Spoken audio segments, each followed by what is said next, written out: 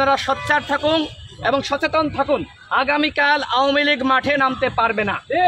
আওয়ামী লীগের রাজনীতি জনগণের পক্ষ থেকে নিষিদ্ধ ঘোষণা করা হলো এবং স্বরাষ্ট্র মন্ত্রণালয়ের পক্ষ থেকে আমরা দৃঢ় বিশ্বাস করি অনতিবিলম্বে এই গুন্ডা লীগের রাজনীতি, আওয়ামী লীগের রাজনীতি প্রজ্ঞাপন জারি করার মাধ্যমে নিষিদ্ধ করা হবে। আপনারা জানেন যে আগামীকাল এই আওয়ামী লীগ যাদের বিরুদ্ধে গণহত্যার অভিযোগ, আমি অভিযোগ বললে ভুল হবে, সুস্পষ্ট প্রমাণ রয়েছে, 1000-এর অধিক ছাত্র জনতাকে যারা গুলি করে হত্যা করেছে, আমরা দাবি জানিয়েছি ছাত্রলীগ, যুবলীগ এবং আওয়ামী লীগকে নিষিদ্ধ করতে হবে।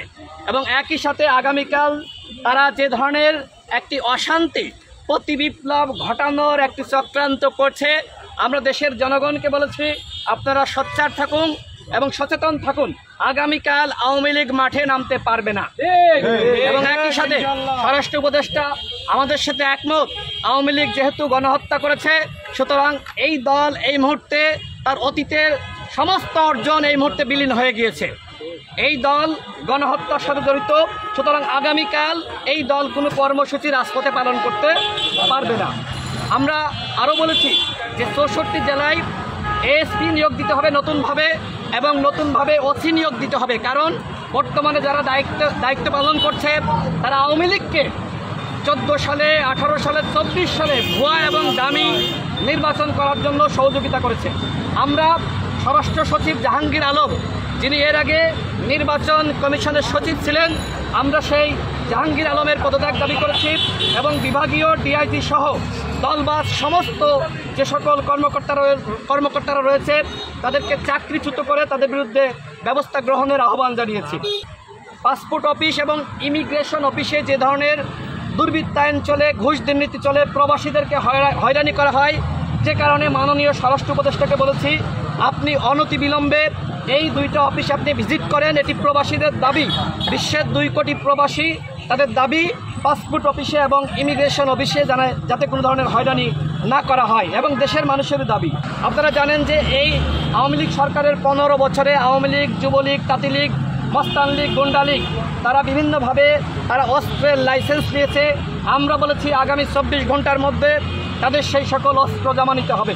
এবং এই যে সাম্প্রতিককালে আমাদের আন্দোলনের মধ্যে দুষ্কৃতিকারী মহল ঢুকে থানা থেকে অস্ত্র লুট করেছে, আমরা বলেছি 24 ঘন্টার মধ্যে এই সকল অস্ত্র জমা নেওয়ার ব্যবস্থা করতে হবে।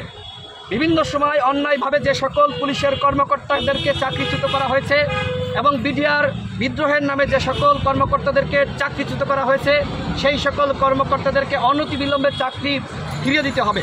আমরা যে 8 দফা দাবি জানিয়েছি, আমাদের এই 8 দফা দাবি স্বরাষ্ট্র উপদেষ্টা তিনি মেনে নিয়েছেন এবং তিনি বলেছেন পর্যায়ক্রমে আমাদের প্রত্যেকটা দাবি তিনি বাস্তবায়ন করবেন। আমরা আরেকটি দাবি জানিয়েছি, যেহেতু র্যাবের বিরুদ্ধে অভিযোগ, র্যাবের নাম পরিবর্তন করতে হবে।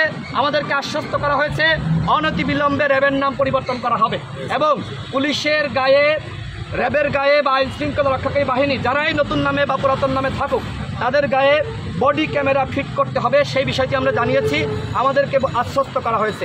মাননীয় স্বরাষ্ট্র উপদেষ্টা যে বক্তব্য দিয়েছিলেন এবং আরও কয়েকজন যে ধরনের বক্তব্য দিয়েছেন যে নতুনরা নেতৃত্বে আসবে, পুরাতনরা বাদ, এই ধরনের বক্তব্য এসেছে, আমরা সে বিষয়ে প্রশ্ন করেছি এবং রাজনৈতিক দলগুলো যে বিক্ষুব্ধ হয়েছে আমরা সে বিষয়েও জানিয়েছি।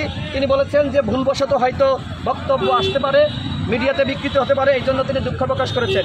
এবং একই সাথে আপনারা জানেন যে স্বরাষ্ট্র উপদেষ্টার একটি বক্তব্যকে কেন্দ্র করে আওয়ামী লীগের বিষয়ে তিনি যে বক্তব্য দিয়েছিলেন, তিনি বলেছেন যে এই বিষয়টি আসলে আমি ওইভাবে বলিনি, আমাকে সাংবাদিকরা প্রশ্ন করেছিল, আমি উত্তর দিয়েছি, সেখানে বক্তব্য কাটছাট করা হয়েছে। তারপরেও জনমনে যেহেতু বিভ্রান্তি ছড়িয়েছে, তিনি আমাদের কাছে দুঃখ প্রকাশ করেছেন এবং আমাদেরকে জানিয়েছেন দেশবাসীকে এটি জানানোর জন্য দেশের প্রয়োজনে জনগণের সাথে এই বিপ্লবী ছাত্র জনতা যেটি চাই স্বরাষ্ট্র উপদেষ্টা সেটি করতে প্রস্তুত রয়েছে।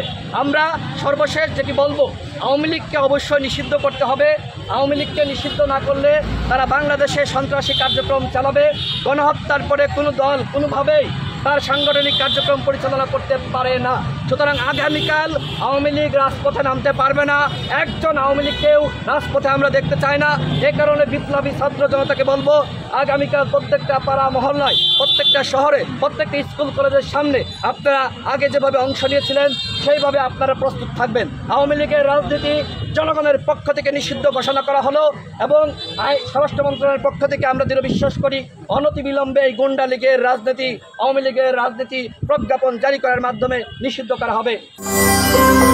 সত্য, বস্তুনিষ্ঠ ও নিরপেক্ষ দৈনিক জনবাণী।